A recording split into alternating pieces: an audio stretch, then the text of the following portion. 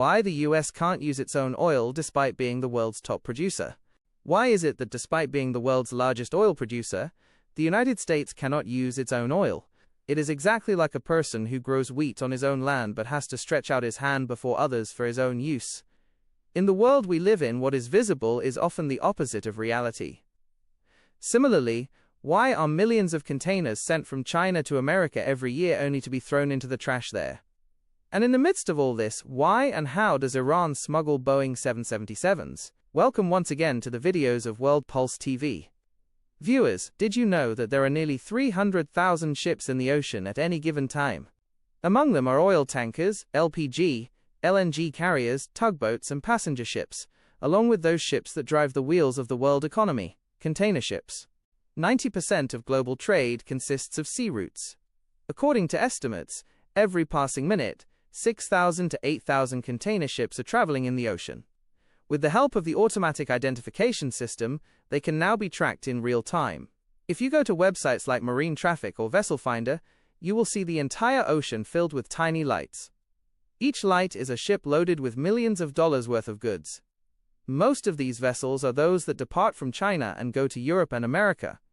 Surprisingly, each vessel has an average of 5,000 containers. So by that account, 40 million containers are traveling in the sea at all times. Everything from our clothes to mobile phones has reached us at some point by traveling in these containers. On the surface, everything looks normal. Goods come from one side, and the empty container goes back from the other side. But the reality is far more surprising and troubling. The balance of our world trade is completely upset.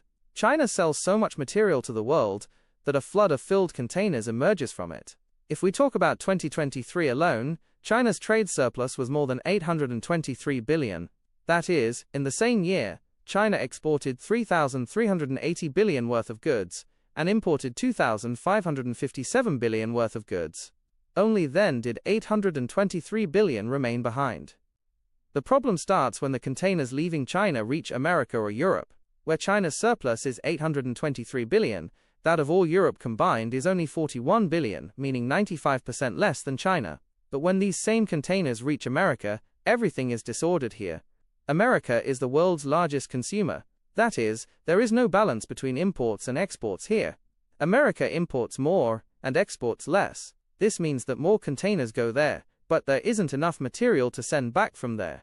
Only 40% of the containers arriving at US ports go back full. So the question arises, where do the remaining 60% of containers go? You might think that the remaining containers return empty. But that is not the case. Those containers are rotting in junkyards across America. This happens because sending an empty container back to China costs about $3,000, and besides, this empty box occupies space in the ship where a full container could go, which holds millions of dollars worth of goods.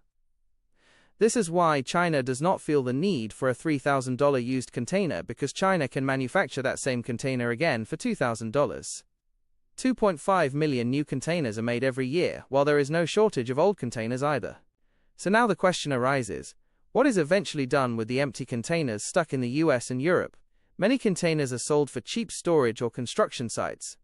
Nowadays, houses and offices are also built from them, and when nothing else remains, they are melted down to extract steel, because a container contains about 2 tons of steel. Next time you pass by a port and see steel containers stacked on top of each other, remember that this is not just trash but a unique story of the world's distorted economy. Now we come to the question that baffles even the greatest intellectuals. Why is America the world's largest oil producer, but still cannot use its own oil? If seen on the world map, America is currently number 1 in oil production. Saudi Arabia and Russia are also behind it.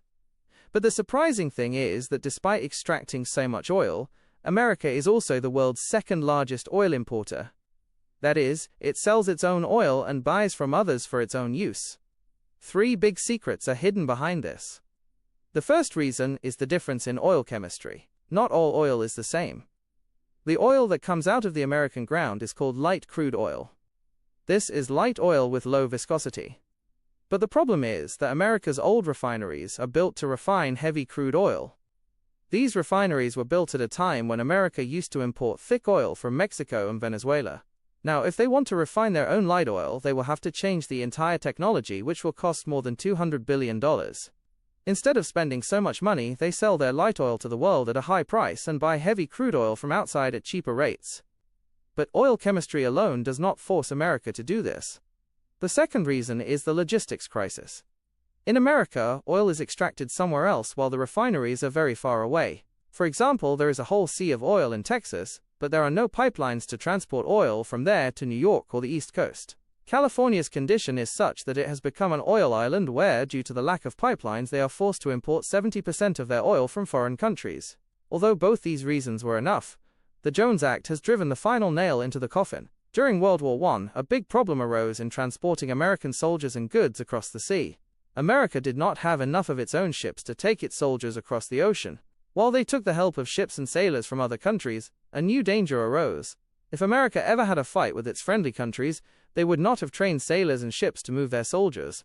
The only solution to this problem was for America to have its own merchant marine ships that would normally transport cargo but could be converted to war mode if necessary. Following this, Senator Wesley Jones presented a bill according to which it is necessary for a ship to be American and its crew to be American to send goods from one U.S. port to another.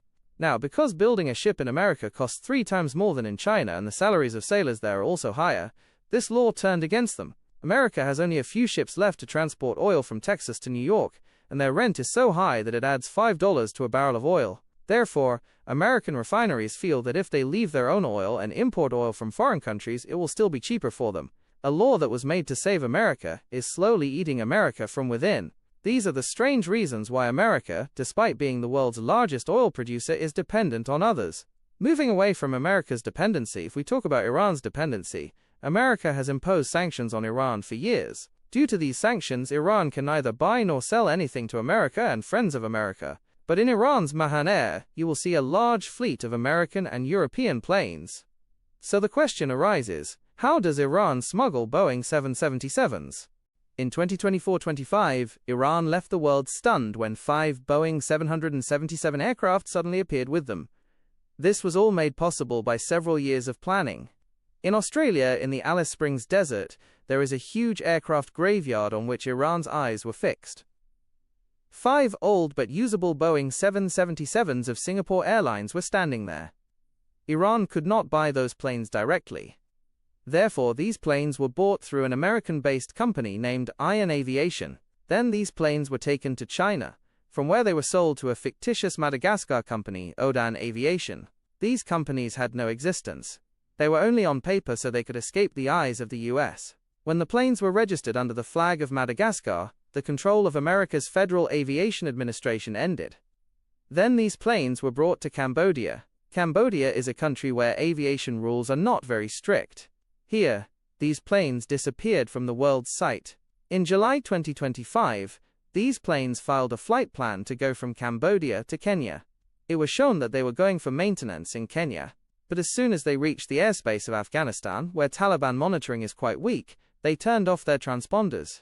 After disappearing from radar, instead of going to Kenya, these planes changed their route and landed in various cities of Iran, Chahbahar, Zahedan and Mashhad. By the time the world understood, these 5 Boeing 777s had become part of the fleet of Iran's Mahan Air. America cannot do anything now, because all the American companies involved in buying and selling were registered under fictitious names. Today, Mahan Air has an active fleet of 50 to 60 aircraft, most of which are Airbus, while there are also 7 planes from the American company Boeing. These planes land in other countries and use their airspace, but America cannot do anything because, according to the Chicago Convention law, unless a country is in a state of war with another, it cannot stop civilian planes from using its airspace or from landing. However, due to sanctions, many countries do not allow Mahan Air flights to refuel. If Europe or friends of America stop the Iranian airline from using their airspace, Iran can also close its airspace for their planes. And if that happens, flights going from the Middle East to Europe will have to suffer a significant loss. Hopefully you will like and share this video of World Pulse TV as well. Thank you very much for your loving comments. See you in the next wonderful video.